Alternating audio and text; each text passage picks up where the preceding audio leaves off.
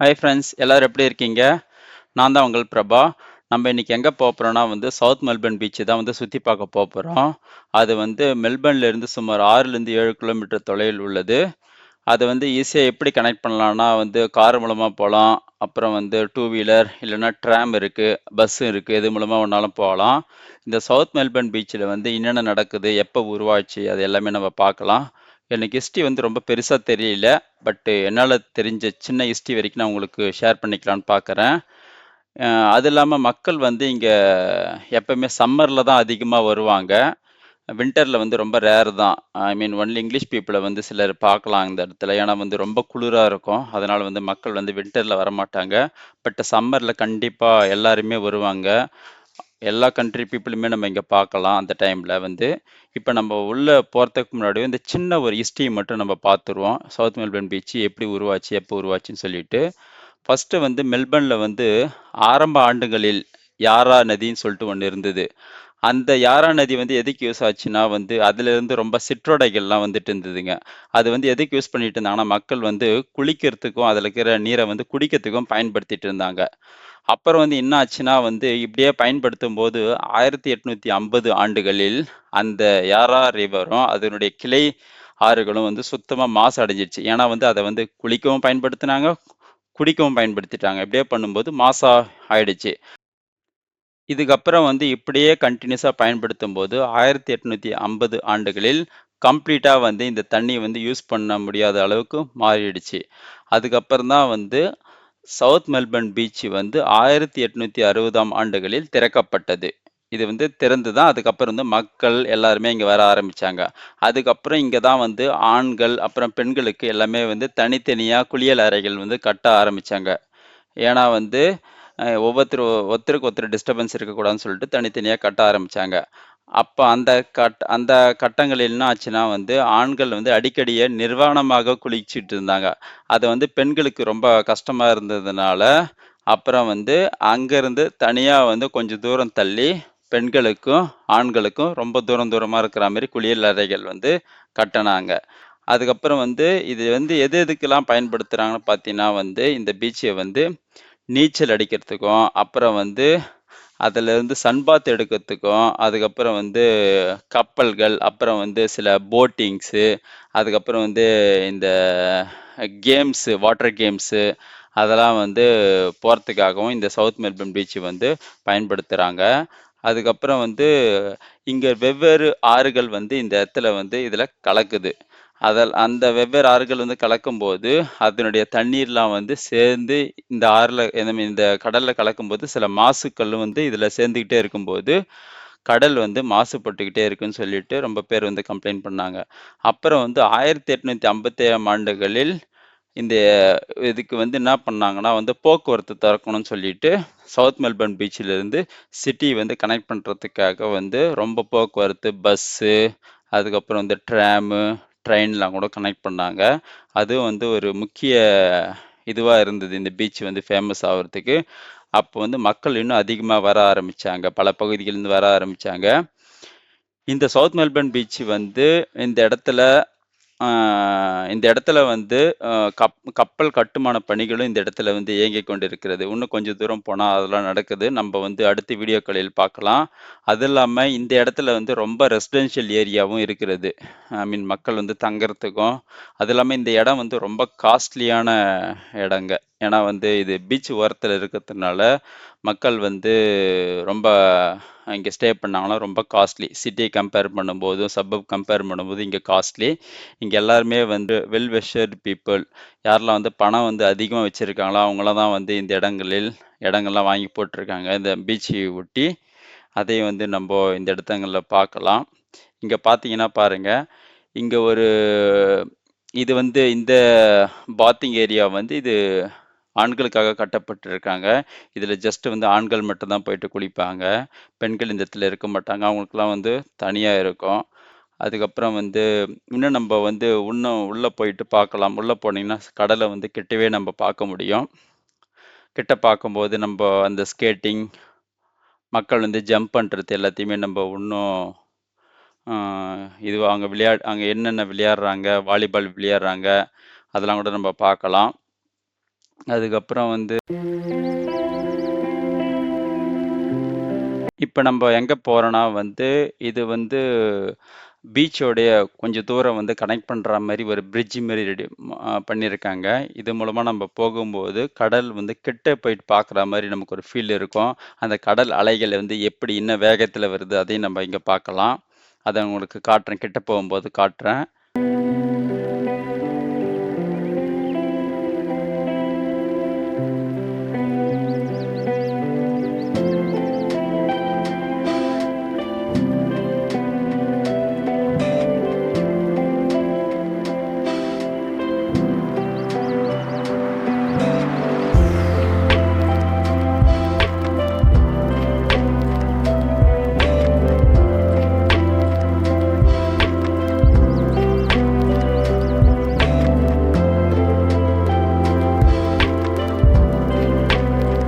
இங்க பாருங்க, இங்க என்ன பண்றாங்கன்னா, ஒரு செட் ஆஃப் த பீப்பிள் வந்து மீன் பிடிக்கிற வேலையும் செய்றாங்க. ஐ மீன் ஒரு தூண்டில் ஒண்ணு வச்சிருப்பாங்க. அத வச்சுக்கிட்டு, அதனுடைய நம்ப ஊர்ல வந்து அந்த நாக்குப்பூச்சி வச்சு யூஸ் பண்ணி மீன் பிடிப்போம் தெரியுங்களா? அதே மாரி அங்க வந்து இத சிலத யூஸ் பண்றாங்க. அத யூஸ் பண்ணி தூண்டில் போட்டு ரொம்ப பேர் வந்து மீன் பிடிச்சிட்டு இருப்பாங்க. அது அவங்களுடைய பொழுதுபோக்காகவும் யூஸ் பண்ணிட்டு இருக்காங்க. ஐ மீன் ரொம்ப மக்கள் நம்ம பார்க்கலாம். அது மாரி வந்து மீன் பிடிக்கிறதுக்கு.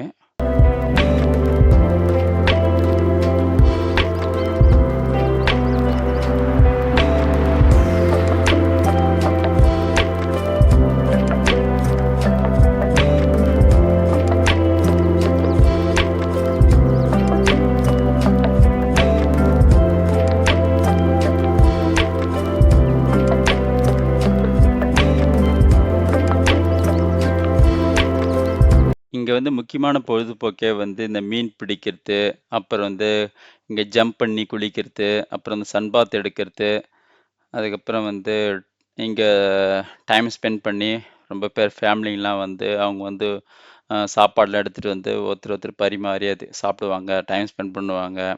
சம்மர் டைம்ல ரொம்ப சூப்பரா இருக்கும். இப்ப இது பாருங்க எதுக்கு அந்த கீழ வந்து இறங்கி போறேன். இது என்னன்னா வந்து இந்த சைடு போகும்போது அந்த கடல வந்து நம்ம கிட்ட பார்க்கலாம். அந்த கடல் அலைகள் வந்து என்ன வேகத்துல வருதுன்னு சொல்லிட்டு கிட்ட போயிட்டு பார்க்கலாம். அத பார்க்க தான் போயிட்டுருக்கேன்.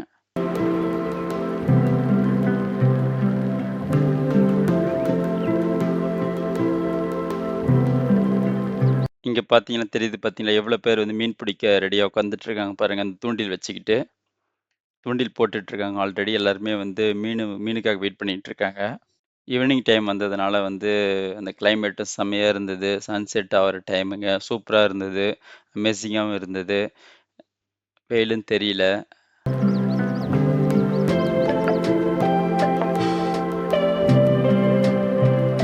திரும்ப ரிட்டர்ன் வந்து திரும்ப மேல போயிட்டுருக்குங்க. ஏன்னா வந்து திரும்ப இங்க வந்து பார்த்தாச்சு. இதுக்கு மேற்பட்டு நம்ம உள்ள போக முடியாது. ஏன்னா அந்த அந்த பிரிட்ஜ் மாரி வந்து அவ்வளோ தூரம் தான் போட்டுருக்காங்க.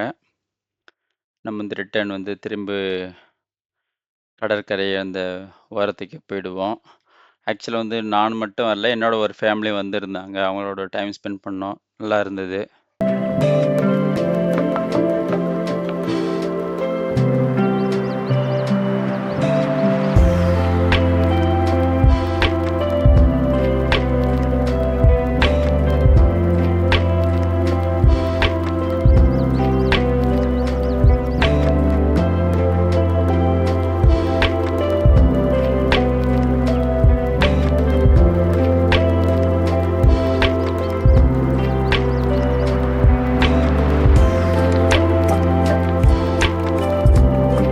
ஈவினிங் டைம்ல வந்து மக்கள் பாருங்க அதிகமா வந்துட்டு இருக்காங்க. குளிக்கிறதுக்கும், அதுக்கப்புறம் வந்து அந்த சன் பாத் எடுக்கிறதுக்கு, அதுக்கப்புறம் வந்து வாலிபால் விளையாடுறதுக்கு, சின்ன சின்ன பசங்கலாம் கூட அந்த கடற்கரையில விளையாடிக்கிட்டு இருப்பாங்க. பார்க்கறதுக்கு ரொம்ப அமேசிங்கா இருக்கும். நல்லா இங்க வந்தா ரொம்ப டைம் ஸ்பெண்ட் பண்ணலாம். போர் அடிக்காது. அதேமாரி குளிச்சுட்டு வந்து நம்ம சொன்ன மாரி ஆல்ரெடி ஆண்களுக்கும், பெண்களுக்கும் தனித்தனியா குளியல் அறை இருக்கு.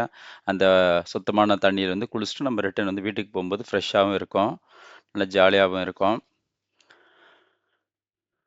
அப்புறம் வந்து இங்கிருந்து இந்த கடற்கரை ஒட்டியே வந்து ஒரு டெம்பிள் ஒண்ணு இருக்கு. அ ஹரிஹர டெம்பிள், ஐ மீன் விஷ்ணு டெம்பிள். அது இன்னொரு நாளைக்கு போலாம். அது வேற ஒரு நாளைக்கு போயிட்டு உங்களுக்கு காட்டுறேன், அந்த கோவில. இப்போதைக்கு இன்னைக்கு வந்து இந்த பீச் மட்டும் தான் வந்து எக்ஸ்ப்ளோர் பண்ணலாம்னு சொல்லிட்டு வந்தேன். வேற ஒரு ஃபேமிலியா கூட வந்தேங்க. அவங்க வந்து அங்க இருக்காங்க. சரி நான் மட்டும் வந்து வீடியோ எடுப்போம்னு சொல்லிட்டு இங்க வந்து வீடியோ எடுத்துட்டு இருக்கேன்.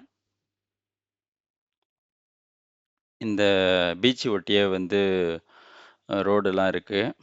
செம்ம அமேசிங்கா இருக்கும். எப்படி நம்ம ஊர் மெரினா பீச்சு இருக்குங்களா, அதை ஒட்டியே ரோடு இருக்கிற மாதிரி இங்கே அதே போல தான். இந்த சவுத் மெல்பர்ன் பீச் ஒட்டியே வந்து ரோடு இருக்கு. அப்புறம் வந்து ட்ரெயின் ஃபெசிலிட்டி இருக்கு இங்கேருந்து போகிறதுக்கு. ட்ராம் இருக்கு, பஸ் இருக்கு, எல்லாமே இருக்கு.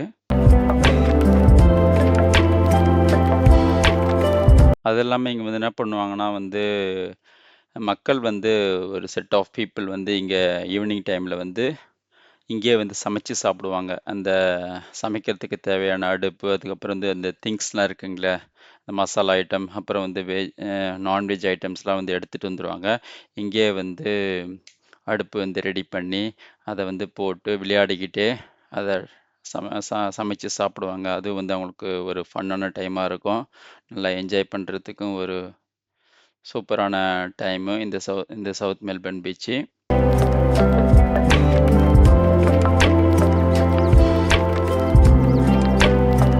அதுக்கப்புறம் வந்து இங்கே ரொம்ப மக்கள் வந்து சைக்கிளிங் பண்ணுவாங்க. இந்த பீச் ஓரமா வந்து ஃபுல்லாக ரோடு இருக்குது சைக்கிள் போகிறதுக்கு. அதுலேயும் சைக்கிள் பண்ணிக்கிட்டு டைமை ஸ்பெண்ட் பண்ணிக்கிட்டு இருப்பாங்க.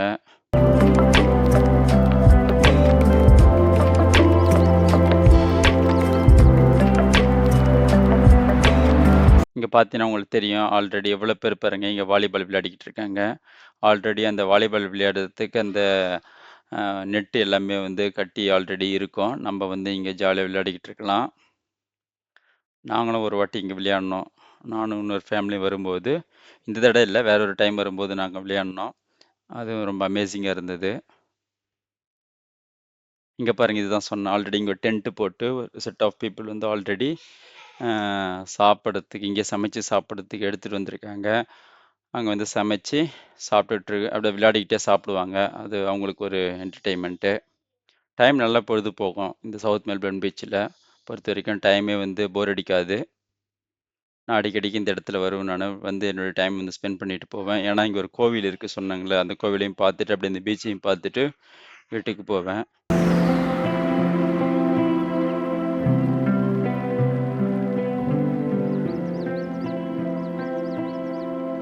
அது மூலமா பாருங்க, அந்த ரோடு ஓரத்துல எவ்வளோ கார்கள் வந்து நிப்பாட்டி வச்சிருக்காங்க பாருங்க. எல்லாருமே வந்து இந்த பீச்சுக்கு வந்தவங்க தான். அங்க வந்து பார்க்கிங் ஏரியா இருக்கு. அந்த பார்க்கிங் ஏரியாவுல காரை விட்டுட்டு, இங்க வந்து குளிச்சுட்டு, அதுக்கப்புறம் வந்து சமைச்சு சாப்பிட்டுட்டு, டைம் ரொம்ப நேரம் ஸ்பெண்ட் பண்ணிட்டு போவாங்க. அது ஒரு என்டர்டெயின்மெண்ட், அப்புறம் வந்து அமேசிங்கான ஒரு மூமெண்ட்டுங்க இது.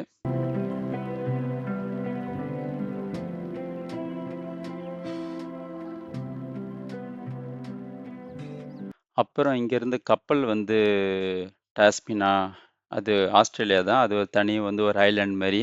அதுக்கு வந்து இங்கேருந்து கப்பல் போகுது. அதுக்கு ரொம்ப பேர் போவாங்க. நானும் போகணும்னு சொல்லிட்டு ட்ரை பண்ணிட்டுருக்கேன்.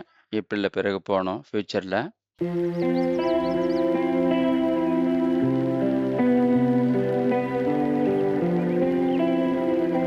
இங்க பாருங்க, டைம் வந்து இப்போ 7, 8 கிட்ட ஆகப்போகுது. இன்னும் வந்து வெளிச்சமா இருக்கு பாருங்க. ஏன்னா வந்து இப்போ சம்மர் டைம், இருட்டுறதுக்கு டைம் ஆகும். இப்போ வந்து வெளிச்சம் டே டைம் வந்து ரொம்ப அதிகமா இருக்கும். நைட் டைம் வந்து கம்மியா இருக்கும்.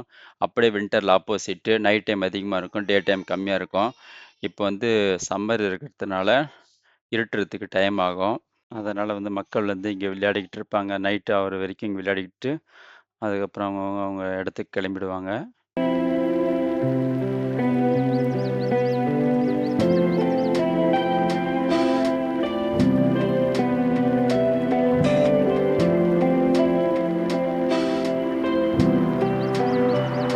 இங்க பாருங்க, நான் அங்கருந்து ஸ்டார்ட் பண்ணேன். இவ்வளோ தூரம் மக்கள் விளையாடிக்கிட்டு இருக்காங்க வாலிபால். அப்புறம் வந்து ரைட் சைடுல வந்து இங்க பார்க்கும் இருக்கு. ஒரு சின்ன பார்க். அதுல வந்து பார்த்தீங்கன்னா, சின்ன பசங்கள்லாம் விளையாடிக்கிட்டு இருப்பாங்க. அந்த பார்க்ல என்னுடைய பையன் கூட இங்க வந்து பார்க்ல விளையாடிக்கிட்டு இருந்தான். நான் வீடியோ எடுக்கிற வரைக்கும் அவன் அங்க விளையாடிட்டு டைம் ஸ்பெண்ட் பண்ணிட்டு இருந்தான்.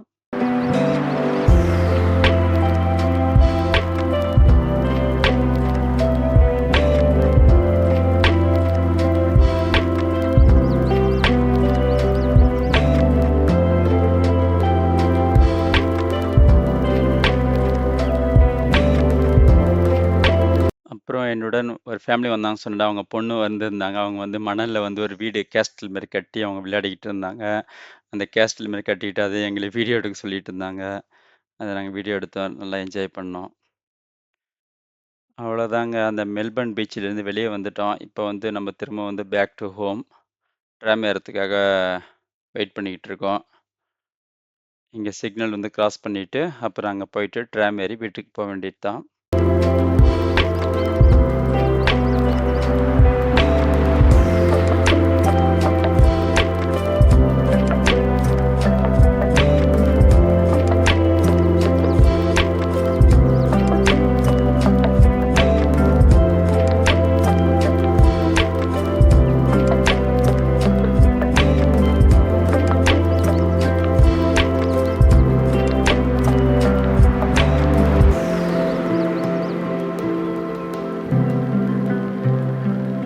அவ்வளோதான் ஃப்ரெண்ட்ஸ். அது இருக்கு பார்த்தீங்களா? அதான் ட்ராமு. நம்ப வந்து ட்ராம் வெயிட் ட்ராம் இருக்கு. நம்ம போயிட்டு ட்ராம் ஏறி வீட்டுக்கு போவோம். இது வந்து சவுத் மெல்பர்ன் பீச்சு லொக்கேஷன். இந்த இடத்துல வந்து ட்ராம் வந்து நிக்கும். இதான் வந்து லாஸ்ட் பாயிண்ட்டு. இங்க ட்ராம் ஏறிட்டா, அது வந்து மெல்பர்ன் சிட்டி வழியா போகும். நம்ம போயிட்டு நம்ம வந்து மெல்பர்ன் சென்டர்ன்ற லொக்கேஷன்ல போயிட்டு இறங்கணும். அங்கேருந்து வீட்டுக்கு போ வேண்டியது தான். இது போல நல்ல ஒரு வீடியோல சந்திப்போம். என்னோட வீடியோவ வந்து லைக் பண்ணுங்க, ஷேர் பண்ணுங்க, கமெண்ட் பண்ணுங்க. அப்போ உங்க ஃப்ரெண்ட்ஸ் எல்லாருக்கும் ஷேர் பண்ணிட்டு அவங்களையும் சப்ஸ்கிரைப் பண்ண சொல்லுங்க. நீங்களும் சப்ஸ்கிரைப் பண்ணுங்க. அப்புறம் வந்து என்னுடைய இன்ஸ்டா அண்ட் ஃபேஸ்புக் ஐடி உங்களுக்கு ஷேர் பண்றேன். அதுலயும் என்ன ஃபாலோ பண்ணுங்க. அதுக்கப்புறம் வந்து நீங்க ஆஸ்திரேலியாவுல என்னென்ன உங்களுக்கு தெரியணுன்றத எனக்கு கமெண்ட் பண்ணுங்க. கண்டிப்பா நான் உங்களுக்கு அத பத்தி வீடியோ போடுறேன். நீங்களும் தெரிஞ்சுக்கங்க. என்னுடன் சேர்ந்து பயணிங்க. நீங்க ஆஸ்திரேலியா என்ன இருக்குன்னு சொல்லிட்டு நீங்களும் தெரிஞ்சுக்கங்க. Thank you. Bye bye. See you in the next video.